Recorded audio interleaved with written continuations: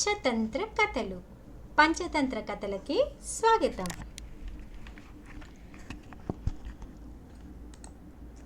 తనకు మాలిన ధర్మం అనే కథను గురించి ఈరోజు తెలుసుకుందాం. మగధ దేశంలో అరిదుర్గము అను పట్టణం ఉన్నది.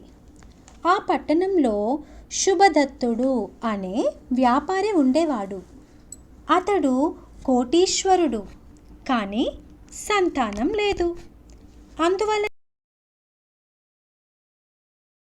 ధాన్యములను దానం చేసేవాడు. అనేక కొలనులను కట్టించాడు, దేవాలయములను నిర్మించాడు. అరిదుర్గంలో ఒక ప్రాచీన దేవాలయం ఉండేది. అది పూర్తిగా శిథిలమైపోయింది. దానిని పునఃనిర్మాణం చేయాలని శుభదత్తుడు సంకల్పించాడు. దానికోసం అనేక మంది వడ్రంగులను పిలిపించి తగిన జీతములు ఇచ్చి గుడిని నిర్మించమని అడిగాడు. వారు గుడికి కావలసిన దూలములు, తలుపులు, ద్వారములు తయారు చేయసాగారు. ఒకరోజు వడ్రంగులు ఒక పెద్ద దూలాన్ని నిలువుగా రంపంతో కోస్తూ అది సులభంగా చీలుటకు వీలుగా అక్కడక్కడ మేకులు దిగగొట్టారు. మధ్యాహ్న భోజన సమయంలో వారందరూ భోజనానికి వెళ్ళారు.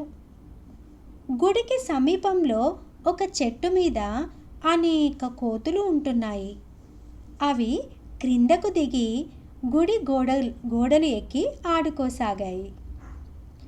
వాటిలో కొన్ని చెట్టు కొమ్మలపై తల క్రిందులుగా వేలాడుతూ ఇతర కోతులను వెక్కిరిస్తూ ఆనందించాయి. వాటిలో ఒక ముసలి కోతి సగం కోయబడిన దూలం పైన అటు ఒక కాలు ఇటు ఒక కాలు వేసి కూర్చున్నది. దాని తోక దూలం మధ్యలోనున్న చీలికలో వేలాడుతున్నది.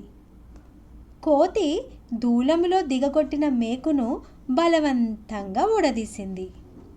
దాని వలన చీలి ఉన్న దూలం ఒక్కటైపోయి కోతి తోక, వేలు దానిలో ఇరుక్కుపోయి నలిగిపోయాయి. కోతి ఆ బాధను భరించలేక ఏడ్చింది.